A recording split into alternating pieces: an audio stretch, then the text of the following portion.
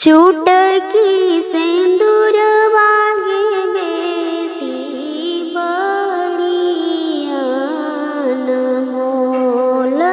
चुटकी सिंदूर वागे बेटी बड़ी अनमोल।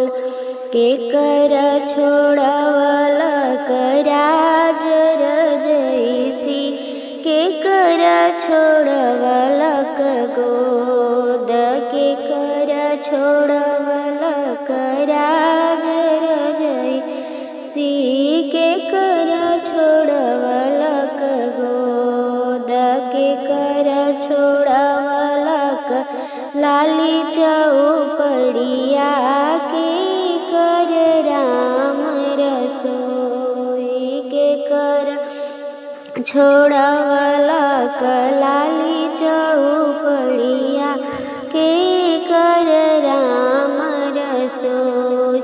पापा के छोड़वला राज रजइसी, मम्मी के छोड़वला गोद, चाचा के छोड़वला राज रजइसी, चाची के छोड़वला गोद, भैया के छोड़वल लाली चौपड़िया, भाभी के राम रसोई, भैया के छोड़वल लाली चौपड़िया, भाभी के राम रसोई।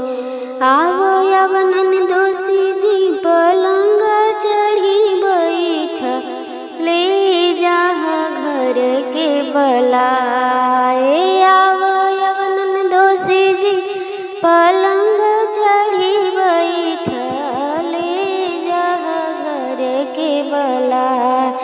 तोरा लेखे अजी सरहज घर के बलैया, मोरा लेखे प्राण के आधार। तोरा लेखे अजी सरहज घर के बलैया,